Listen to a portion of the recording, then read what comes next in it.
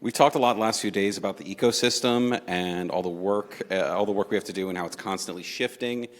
Those of us with a significant investment in Google Ads, we know that traffic is down, CPCs are up, invalid traffic is up. We've been plagued by these issues.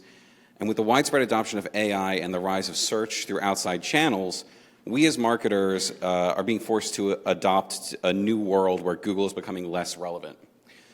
Gen Z is turning to platforms like TikTok, YouTube, ChatGPT, and Perplexity to answer their questions about brands and products. And we need to figure out how do we adopt this new normal, and what does that mean for measurement? My fellow panelists have already been introduced, so I don't need to do that part of my whole spiel. But thank you for being here with me, and I just kind of want to jump into what the strategic landscape looks like right now, in your opinion. So, Brooke, do you think marketing teams should reevaluate their current paid strategies now that search has moved more heavily into platforms like TikTok, Reddit, ChatGPT? Absolutely. We always have to be adapting and changing where our media landscape is going. Wherever the people are, that's where we need to be. So, I had to bring up my notes here. Zero-click searches, this is according to our sister company, Ubersuggest. We found that zero-click searches following the AIO rollout, nearly 60% of those searches have resulted in zero-click behavior. And on top of that, the new ways to search, ChatGPT is up in terms of searches like over 150%, Perplexity over 430%. So we need to make sure that we are thinking about other options, other platforms, wherever the people are, to make sure that we're incorporating that into the media mix. So Ryan, how do you think we as marketers find a balance between optimizing for SEO and these new forms of discovery like AI, and do we even have the framework and knowledge necessary to start doing this? Great question. Some of us do, some of us don't, right? There's a debate going on, is it's just SEO, and other people are saying it's not just SEO, and I think that depends on what you think of as SEO. If you are a domain authority, guest post links, keyword density type of SEO using a checklist that Rand Fishkin wrote 15 years ago, that's not SEO. That hasn't been SEO for a long time. Right? If you are talking about semantic relevance and query fan out like Donna talked about a second ago, and you're using words like cosine similarity and things like that, that's SEO now. And I think we have to change. So do we have the skill set? Some of us do. Some of us don't. Right? But I think we have to completely change. We used to measure clicks and conversions, and SEO is lower funnel. Guess what? SEO is not lower funnel anymore. It is full funnel. We have to do real marketing. And we do. Which is good, because I think it's a chance to reinvent the industry. We've gotten a kind of a shady reputation with SEO, and it's getting better. But now is our chance, especially with the C-suite, to go in there and be like, hey, it's kind of SEO, but it's not just SEO. I want your brand budget. I want your brand dollars, because we have to think of it in terms of brand. And I could do a whole keynote on this. I won't. I'll shut up. But I think that's the attitude we got to have, is we have to be real marketers now. And I love that. I'm ready for that. Sam, current trends suggest Gen Z is turning to TikTok, Reddit, YouTube before Google when making a search. So how can marketers adapt their content strategies to better appeal to the audience? I think to keep up with AI, it's really the only way forward, and Donna was sort of hitting on this a little bit, is to utilize AI. Generating good, relevant content. That has always been, or should have always been, a priority for marketers. That part hasn't changed. But being able to generate it at the scale necessary and at the frequency necessary, and to do it in a multimodal fashion, which we know that these AI LLMs, AI models, they lean towards multimodal content. They're able to interpret images and videos and text and understand the nuances and differences between them. So to do that at scale, you have to really look at AI, I think, as a way to expedite what you're doing and to do that side of things at scale. One of the things we've been looking at from a content development perspective is utilizing AI to build out ad messaging and to expedite that workflow. The important nuance here is, there's a time-saving element and there is an increase in quality element that you can get from doing that.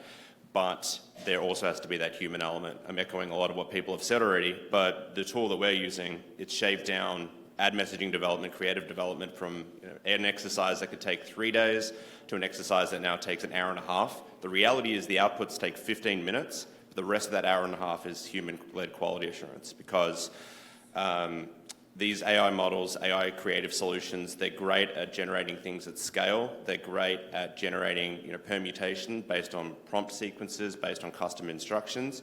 But the nuance, the brand-specific nuance that you need to add in there, that has to come from humans. And that is still the case. And that I don't see changing really anytime soon, because even as powerful as these models have become, they are still prone to hallucination. They are still prone to biases in certain ways, depending on the data that they've been trained on.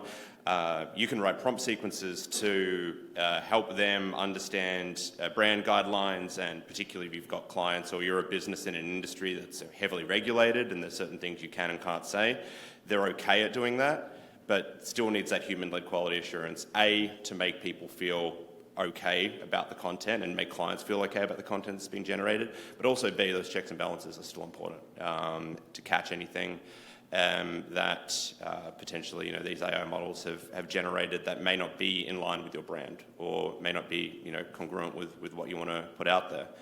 And I would say last bit on tailoring that content and understanding the differences between the platforms and where consumers are, I think, and building kind of what you were saying, Brooke, one of the exciting things for me as a marketer with this evolution of search beyond Google, beyond Microsoft and our traditional players, is that there is real opportunity for diversity in your search buys and your search strategies.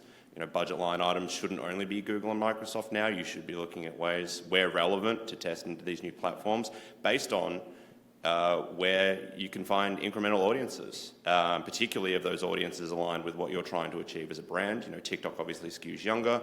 Some of these new search experiences like Perplexity and Brave, they skew towards very specific audiences and very specific demographics.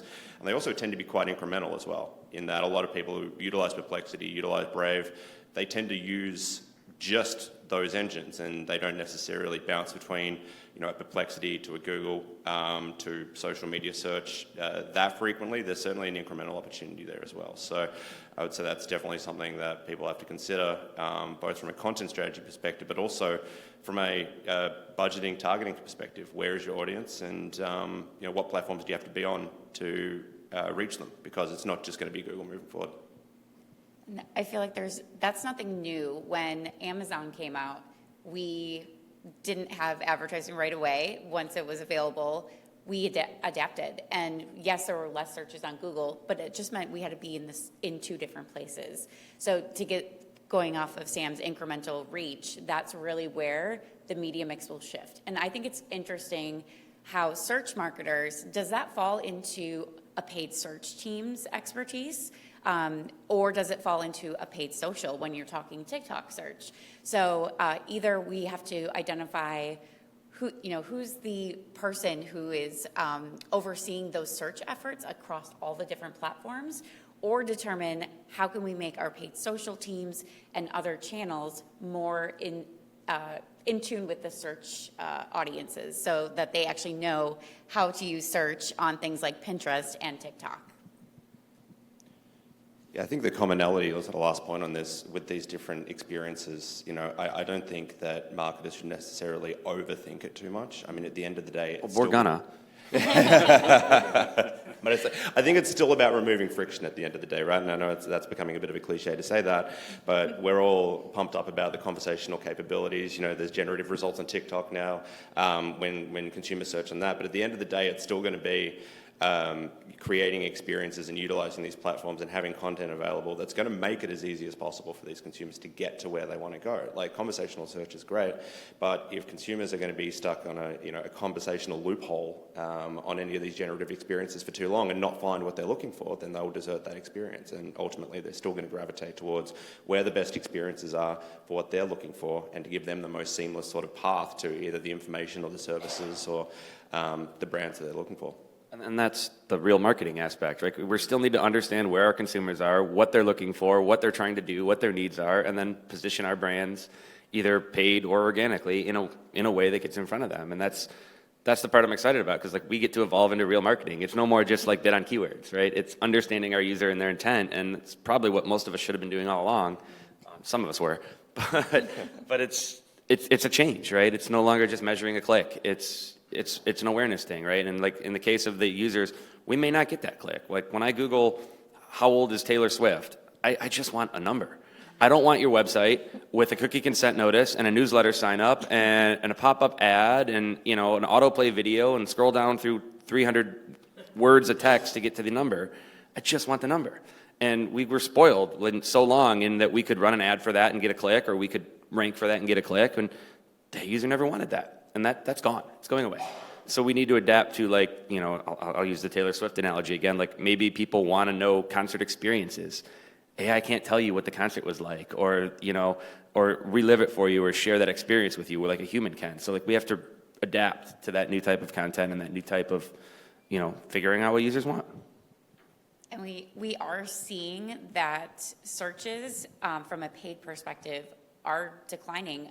Not only are impressions dropping on Google, but they are also, we analyzed one of our clients' Q1 data, and 25% of our top 3 ranking keywords were actually being bid on by the AIOs. So that's one area where I think we're going to keep shrinking in terms of what's available on Google, and we'll need to adapt and move forward on how do we understand what search looks like on Reddit? How do we understand what it looks like across Perplexity? And it's not going to be the same ads that we have on Google. It's going to be different ads that you're actually going to need to understand Perplexity. It's an answer to a question that is the sponsored placement. So there's just a lot of nuances between the different platforms that is going to be crucial as we move forward. So this next one, I think we've touched on a few times throughout the last few days. Now that we know the funnel as we used to understand it is more of a pinball machine, do we think AI tools like ChatGPT or Perplexity will be where people start their user journey or potentially end it? And how should marketers think about visibility in these spaces? I'll jump in if you don't mind. The pinball machine analogy is great. I used to tell clients it's a crazy straw, but I really like the pinball machine. I think I'm gonna start using that one, like the straws from 7-Eleven and all the loops. Anyway, so let me try to get back to the question here. I kind of just lost my train of thought, but and I did. Can you rephrase the question? Sorry, I had an answer, but I just lost it. No worries. So where are people going? Do you think that people are going to be starting or ending their user journey on ChatGPT, Perplexity, and how do we need to adapt to that? Got it. Okay, I remembered my train of thought. So I think all the places, Google, Apple, Facebook, OpenAI, they're all in this battle to lock you into their ecosystem, right? And, you know, Google's got an advantage, Facebook's got an advantage because they have AIs and they already have user bases. OpenAI is struggling here, Apple is struggling here because Apple doesn't have an AI, OpenAI doesn't have a device or a social network or anything.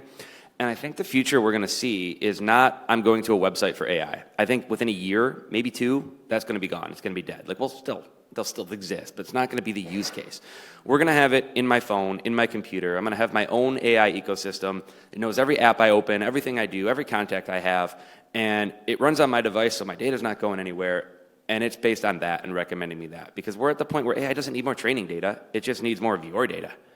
And so I think we're going to see a radical shift there, and everybody is drastically panicking to try and get that consumer lock-in, because then I control the ads. If I lock you into Google, if I lock you into OpenAI, now I control all the ads because you're never leaving this platform. And I think that's where we're headed.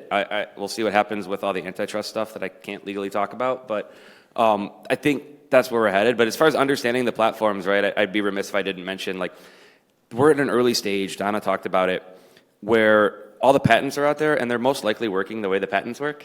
And so we can reverse engineer it. I have reverse engineered. I have tons of case studies we can show where, like, if you search, like, microwave sizes right now, every link you get from AI is my client.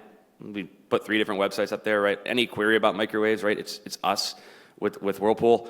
And, like, we've reverse engineered it. I even have a tool, a private tool. It's called SERP Recon. I have stickers if you want some. Check it out. But it does the query fan out, it does the cosine similarity stuff that Donna was talking about earlier. It understands how AI works, and it works tremendous to where like you can be like, hey, if you want to show up for this, here are the 15 topics you need to write about. And there's not a lot of tools out there doing that. All the tools I'm looking at is, I'm trying not to just plug my tool, but the tools out there are like analyzing sentiment of AI. Because for some reason we put the social media people in charge, not we as in me and Razorfish, but like we, the industry. For some reason we put the social media people in charge, and they're just like, okay, here's what AI is saying my brand, here's where I'm showing up, and here's the sentiment. Well, cool, it's hard-coded to be sentiment neutral.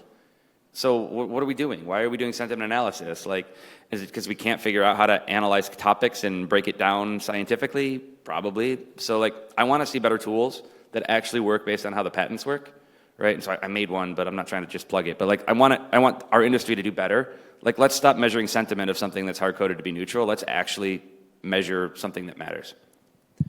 Yeah, going back to where this consumer journey is kind of going and where it's going to start and where it's going to end and what's going to happen in between.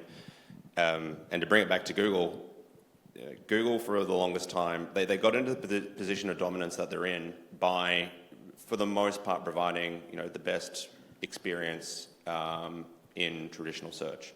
But they became synonymous with search. They became a verb, and you don't really get to that kind of, you don't get to be in the dictionary unless you're doing something right in your industry.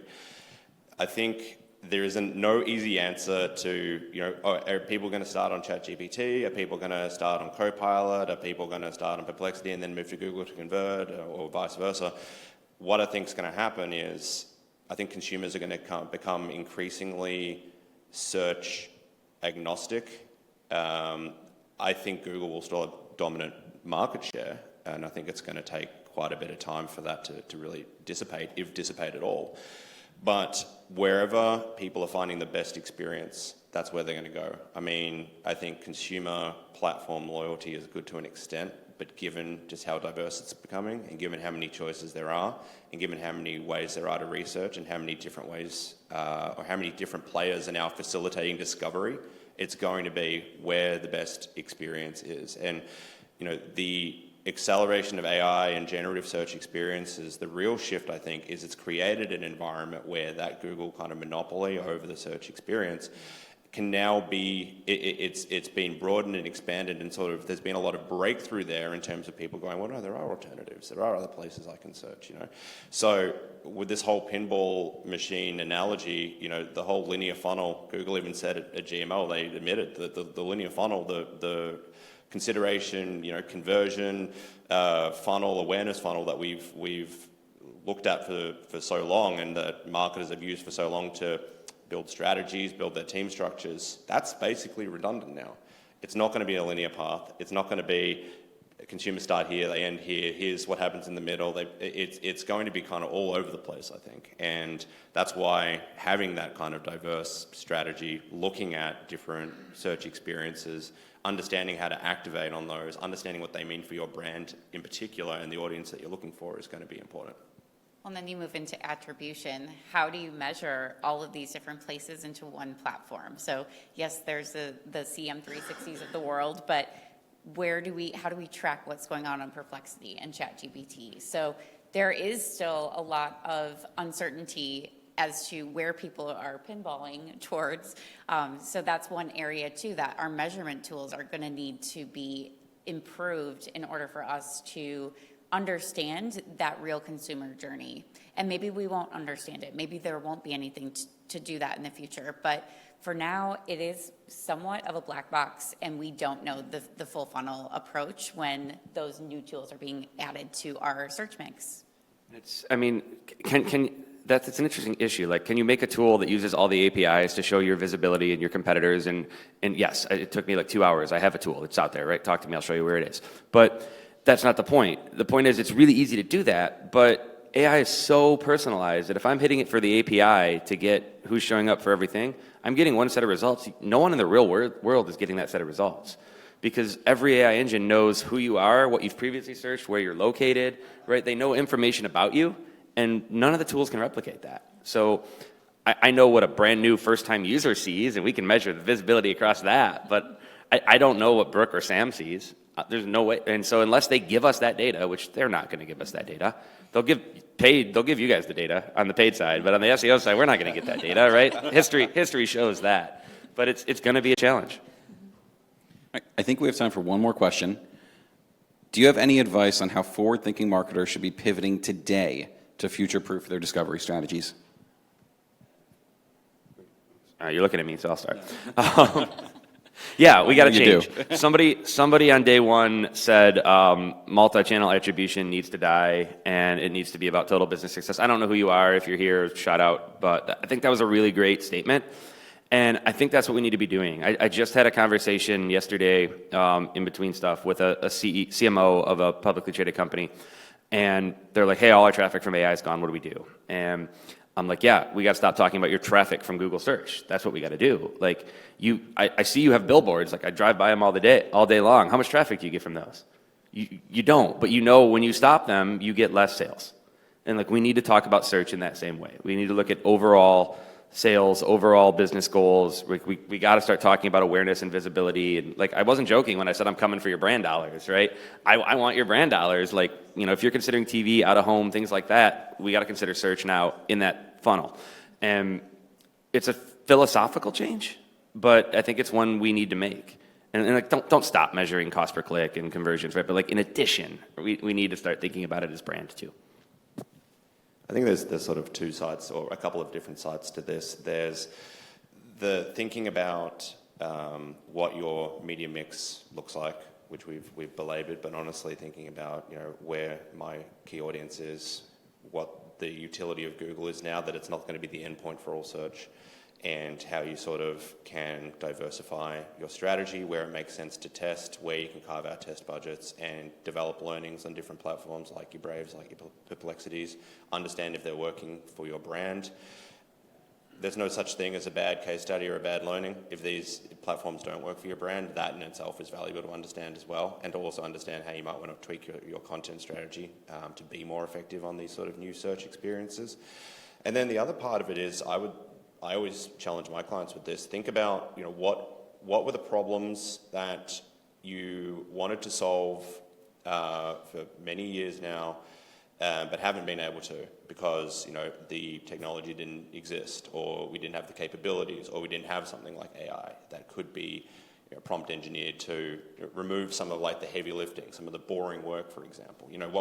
Some of the examples we're talking about, really, if you boil it down, what we're talking about is taking the heavy lifting and trying to eliminate that part of it so that you can actually spend time on, the quality assurance, the brand assurance, the strategic parts of what we do.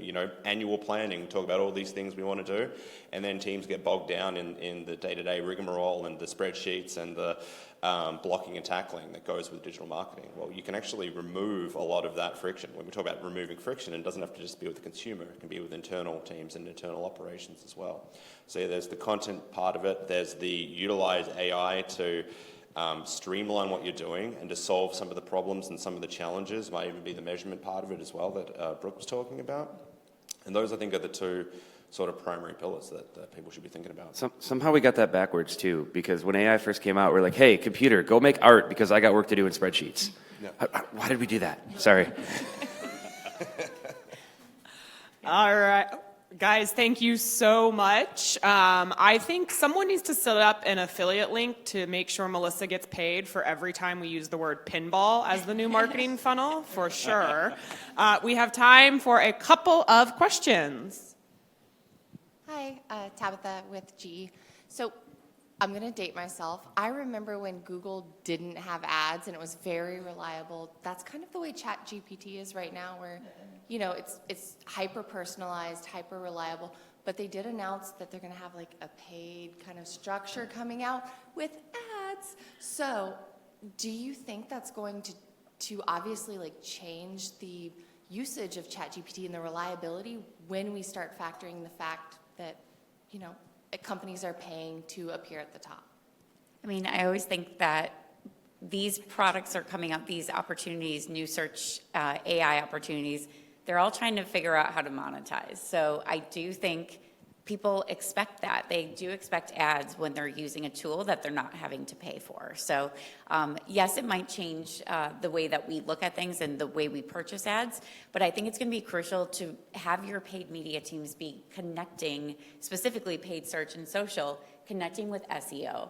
That's really where the connection is going to be, because it's a bigger focus on content rather than just putting an ad in front of somebody.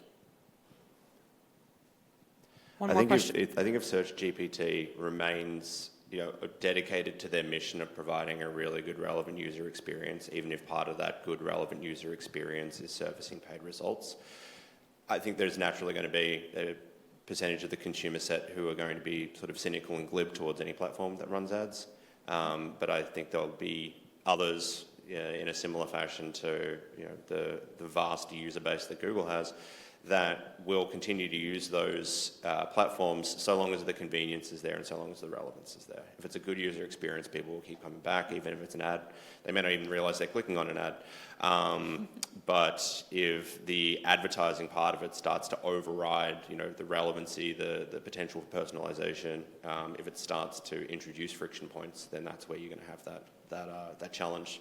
And I think these platforms like Search GPT or ChatGPT more broadly are thinking long and hard about how they integrate ads into the experience, because I think that's going to be, and even Google's been attempting to do it for months now, and with varying levels of success, and trying to make that cohesive and a natural part of the experience, I think is going to be a challenge for platforms. And the ones that do it the best are the ones that are going to thrive, and the ones that don't will have higher abandonment rates. They're going to build the plane as they fly it. And I think so are marketers, right? How many clients have you all worked with or seen where they just like, here's $1 million, spend it on a broad match on my brand name on paid search, right? There are still Fortune 500 companies doing that today. If you do that in AI ads, you're going to fail tremendously. In fact, you're probably not even going to spend anywhere close to that $1 million you want to spend, because AI is not talking about your brand. It's talking about things consumers want to do, right? We can get it talking about your brand, but you're going to have to change your ad philosophy too. It's no longer broad match on the brand, here go. It's no longer, hey, Google, here's a bucket of money, optimize it for me. You're going to have to get creative, and I hate to say it, do real marketing again, right? So the strategy is going to have to change. Last question back here. Yeah, hi, this is Kofi from Ideal Living.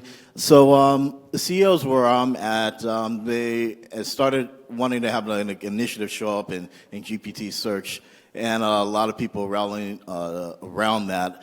I had a little bit of a pushback. I do paid media, but I still had a little bit of pushback because I was in the room. And I said, well, why don't we just make sure we're making great content for our audience and then publish that across all the platforms? So I said, why don't we look at it more as an inclusive thing? We include ChatGPT. We're not focused on. We're focused instead on, like Neil Patel says, look at Answer the Public and all these things and figure out what people want, what they need, what their pain points are, create content for that, and then publish it everywhere.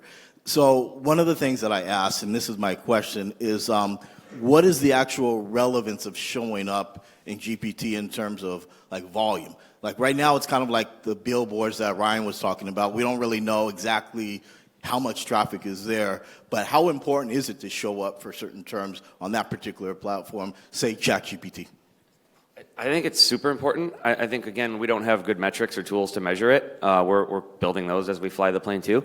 But I think it's super important to show up there because people are going there. The traffic is going there. And I'll use an analogy. I had a CEO I was in a meeting with a couple years ago, and we were meeting with Yahoo, and they're like, do you want to do our homepage takeover for Super Bowl Sunday? And the CEO was like, no, we got no traffic from it. We couldn't attribute any sales, whatever. And the Yahoo rep, God, I love her. She goes, that's cool, Toyota wanted it this year anyway. And the CEO said, never mind, we'll take it, right? And you could see his thought process change instantly to like, you're right, it's not about clicks, it's about someone else is gonna be there if we're not there. And that's how I'm thinking about ChatGPT and all the other platforms. But I think your strategy is dead on of being everywhere. I had another conversation, someone was like, why aren't we showing up for best this? And I said, because no one in the world is calling you the best that. You have no influencers saying it. Like Forbes, Edmunds, Consumer Reports, all the CNN underscored, none of them are calling you the best that. None of your influencers are calling it. You don't have content out there. You don't have press releases out there, social media. No one's calling you. So if you want to show up for that, like maybe you should get people to say you're the best. And that's the strategy, is you got to be everywhere to influence that. Also, if it's low volume right now, I mean, like Ryan said, it's growing exponentially by huge percentages each month, each quarter, each year.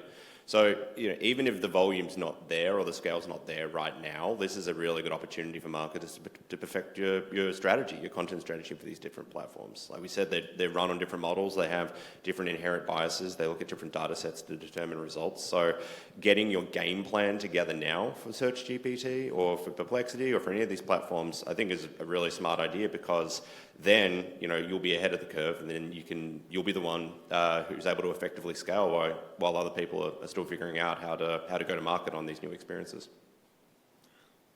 Sam, Brooke, Ryan, Zach, thank you guys so much for wrapping us up today.